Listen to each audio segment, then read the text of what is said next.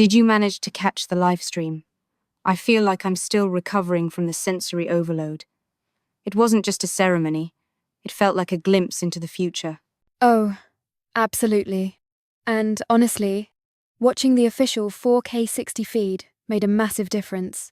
It's funny, we usually talk about frame rates and resolution regarding the games themselves, but seeing the industry celebrate itself with that level of crystal clear fidelity, it changes the texture of the experience. It didn't feel like a distant broadcast. It felt like we were sitting in the front row of the theatre. Exactly. It removes that layer of separation.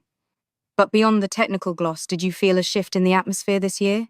The Game Awards has always been this strange hybrid beast, part prestigious award show, part commercial hype machine. But 2025 felt heavier, somehow. Like the stakes were higher. That's a great observation.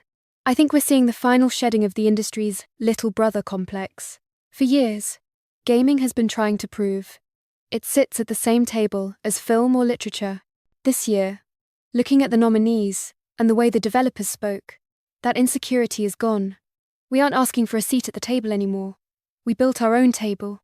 The sheer artistic range on display, from the massive, budget-breaking blockbusters to those intimate, heart-wrenching indie projects, it just screams maturity.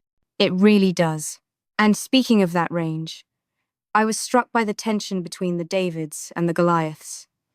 You have these studios with hundreds of millions of dollars creating photorealistic worlds, and then you have a team of 3 people in a basement making something that makes the whole audience cry. Do you think that gap is widening, or are they actually getting closer together in terms of impact? That is the million-dollar question.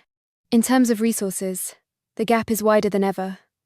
But in terms of cultural impact, it's shrinking. Look at the reception. The audience in the chat.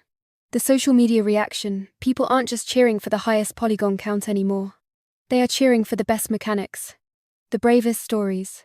It's almost like the high-fidelity stream we watched served to highlight the art, not just the tech. When you see a stylized, hand-drawn indie game in 4K, it looks just as premium as the hyper-realistic shooter next to it. That's a beautiful way to put it. It levels the playing field visually. But let's play devil's advocate for a second.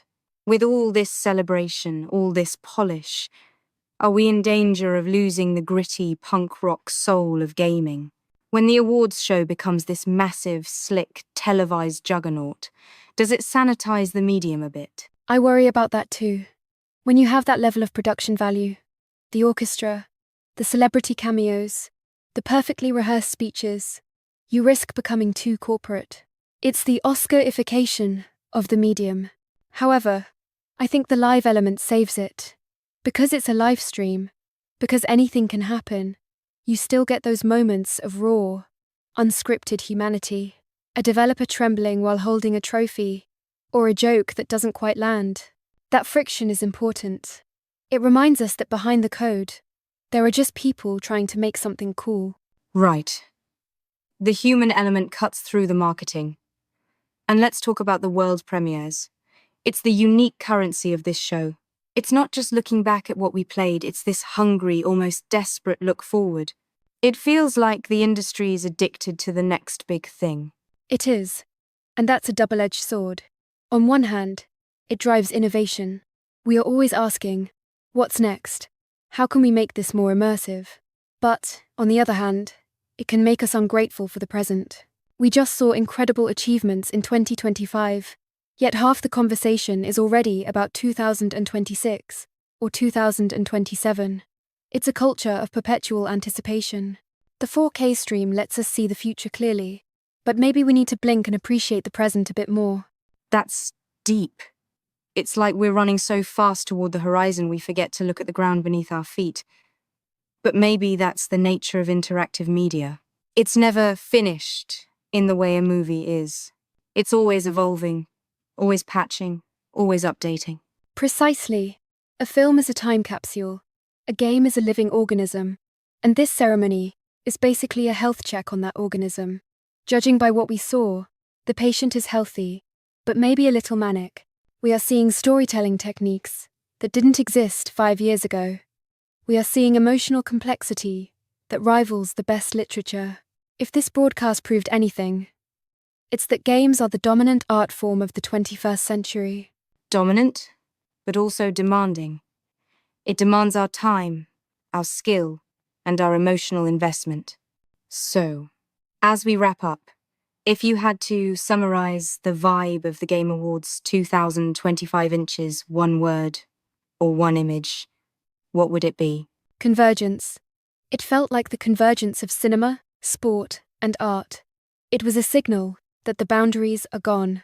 We aren't just gamers anymore. We are participants in a massive, shared, digital dream. And watching it in that quality, it just made the dream feel real. A shared digital dream. I like that. It's exciting and a little bit terrifying, but I wouldn't want to be anywhere else. It makes you wonder what this conversation will sound like 5 years from now. Will we even be watching a screen? Or will we be inside the ceremony virtually? Knowing this industry, we'll probably be accepting the awards ourselves in the metaverse. But until then, we keep playing, and we keep watching. We certainly will. Thanks for breaking this down with me. It's going to be a long year of waiting for the next one. Always a pleasure. Time to pick up the controller